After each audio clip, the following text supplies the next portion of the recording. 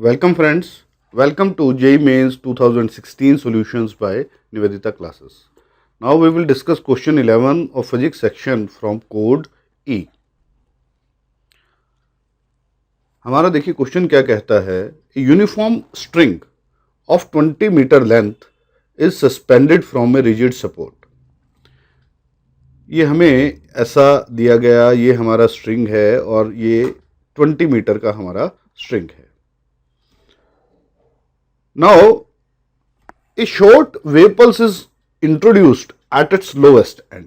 ये जो नीचे वाला जो एंड है, यहां पे हमने एक छोटा सा वेव पल्स जो है वो क्रिएट कर दिया and it starts moving up the string. हमें बताना है कि ये ऊपर जो सपोर्ट है, जो हमें रिजिड सपोर्ट दिया गया है, यहां तक इस वेव पल्स को पहुंचने में कितना टाइम लगेगा. तो सबसे पहले हमें पता होना चाहिए कि जो वेलोसिटी है किसी वेव पल्स की एक स्ट्रिंग में चलने की कितनी है. तो हमें यहां ध्यान होगा कि हमारी जो वेलोसिटी है that is equal to root T divided by mu. यहां पे टी किसको रिप्रेजेंट करता है? टी हमारा टेंशन को रिप्रेजेंट करता है. म्यू हमारा किसको रिप्रेजेंट करता है? ये मास पर यूनिट लेंथ को रिप्रेजेंट करता है.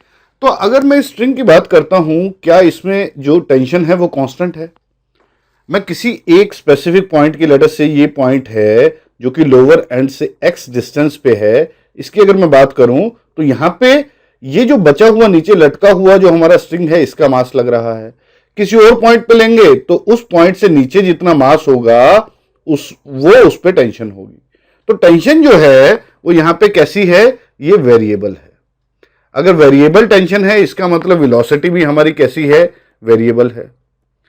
इसका अर्थ क्या हुआ? हम डायरेक्ट फॉर्मूले से नहीं निकाल सकते, हमें किसका यूज करना पड़ेगा? हमें इंटीग्रेशन का यूज करना पड़ेगा और उससे हमें फाइंड आउट करना पड़ेगा कि कितना टाइम लगने वाला है इस वेव पल्स को इस रिजिड सपोर्ट तक पहुंचने के लिए.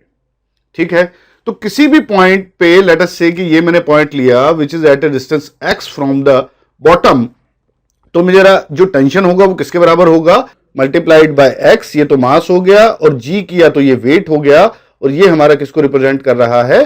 टेंशन को रिप्रेजेंट कर रहा है. तो किसी भी पॉइंट पे which is at a distance x अगर मैं निकालना चाहूं वेलोसिटी कितनी होगी, तो वेलोसिटी मेरी t डिवाइडेड बाय म्यू के बराबर है. और अगर मैं t की वैल्यू पुट करूं तो ये म्यू म्यू कैंसिल हो जाता है, xg रूट xg मेरा वेलोसिटी की वैल्यू आती है. अब वेलोसिटी हमें पता है, वेलोसिटी को हम लिख सकते हैं dx डिवाइडेड बाय dt. ये किसके बराबर हो गया? रूट xg के. और अगर मैं क्या करता हूं, x की टर्म्स एक तरफ और t की टर्म्स दूसरी तरफ ले जाता हूं, तो dx divided by root x जो है मेरा किसके बराबर आ गया है? लेट अस से कि ये रूट xg पूरा नीचे ले आया और इधर ये हो गया dt. अब दोनों तरफ हम इंटीग्रेट कर देते हैं. स्टार्टिंग में इनिशियल टाइम हमने 0 लिया, फाइनल टाइम लेट अस से t. और अगर मैं x की बात करूं तो यहां पे हमने 0 ली वैल्यू और यहां पे जो वैल्यू है फाइनल वो हमारी कितनी है? वो 20 के बराबर है. ठीक है, तो अगर हम इंटीग्रेट करेंगे तो देखिए मेरा कांस्टेंट क्या है? रूट जी मेरा कांस्टेंट है, 1 बाय रूट जी, ये तो बाहर आ गया. अंदर क्या बचा मेरा? x raise to power -1 by 2. और इसका जब मैं इंटीग्रेशन लूंगा तो वो आ जाएगा 2 रूट x और इसकी वैल्यू कहां से कहां तक? 20 से लेके 0. और ये किसके बराबर है? ये t माइनस 0 या t के बराबर है. ठीक है, अब हम इसमें वैल्यूज पुट कर देते हैं. तो देखिए ये 0 जो है ये तो पुट करेंगे तो ये तो खत्म ही हो जाएगा. बचेगा क्या? मेरा जो t की वैल्यू आ जाएगी ये 1 डिवाइडेड बाय रूट जी और इधर आ जाएगा 2 रूट 20. अब रूट जी हमें रूट 10 दिया हुआ है तो ये यहां से ये 0 0 कैंसिल हो गया. तो बचा क्या? 2 रूट 2 और ये सेकेंड्स में ये हमारा टाइम आ गया जो वेव पल्स को बॉटम से टॉप तक पहुंचने में लगेगा. इसलिए ये जो सी है ये हमारा करेक्ट ऑप्शन हो गया. Thank you.